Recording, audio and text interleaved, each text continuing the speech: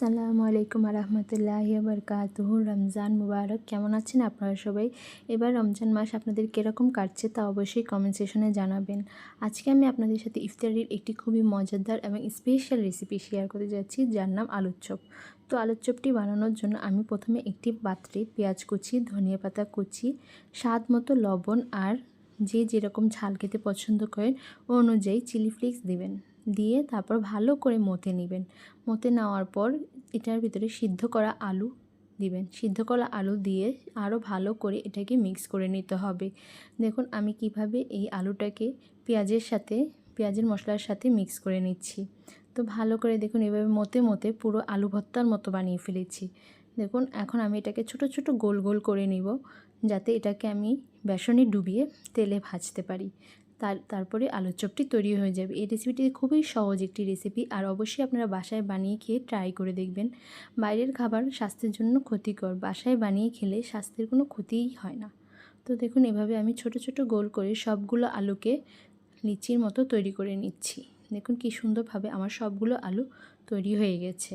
এখন আমি এগুলোর জন্য একটি পরিষ্কার এবং সুন্দর পাত্রে আমি 3 চামচ বেসন নিয়ে নিব। তার ভিতরে সামান্য পরিমাণ খাওয়ার সোডা দিব। খাওয়ার সোডা আপনার আলুর চপটাকে ফুলাতে সাহায্য করবে। তো সামান্য পরিমাণ হলুদের গুঁড়া, সামান্য পরিমাণ চিলি ফ্লেক্স, সামান্য পরিমাণ মরিচের গুঁড়া, সামান্য পরিমাণ লবণ দিয়ে আস্তে আস্তে পানি দিয়ে আমি ব্যাটারটা তৈরি করে নেব। আস্তে আস্তে হাত দিয়ে নেড়ে, একবারে সব পানি ঢেলে দেওয়া যাবে না, নাহলে ব্যাটারটা বেশি পাতলা হয়ে যাবে। তখন আপনি এটাকে আলুতে ভরিয়ে তেলে ভাজতে খুব কষ্ট হয়ে যাবে। তো আমি আস্তে আস্তে অল্প অল্প পানি দিয়ে ব্যাটারটাকে মিডিয়াম রেখে আমি ব্যাটারটা তৈরি করে নিচ্ছি। দেখুন আমার ব্যাটারটা কতটুকু পাতলা বা ঘন হয়েছে। এখন আমি সামান্য পরিমাণ ধনিয়া পাতা কুচি দিয়ে ব্যাটারটা পুরোপুরিভাবে কমপ্লিটভাবে তৈরি করে নিয়েছি। যখন আপনারা এভাবে ব্যাটারটা তৈরি করে নেবেন তখন দেখবেন খুবই সুন্দর একটি গ্রান আসছে ব্যাটার থেকে। এখন একটি পাত্রে তেল গরম করে নিব। তেলটা যখন পুরোপুরি গরম হয়ে যাবে তখন আলুগুলোকে বেসনের ভিতরে ডুবিয়ে তেলের ভিতরে ছেড়ে দেব। এভাবে করে সবগুলো আলুকে বেসনের ভিতরে ডুবিয়ে ডুবিয়ে তেলের ভিতরে ছেড়ে দেব। ছেড়ে দিয়ে আমি অপেক্ষা করব যে এক পিঠ হয়ে গেলে তখন আরেক পিঠ উল্টানোর জন্য। দেখুন আমার এক পিঠ হয়ে গেছে, আমি এখন আরেক পিঠ উল্টিয়ে দিচ্ছি।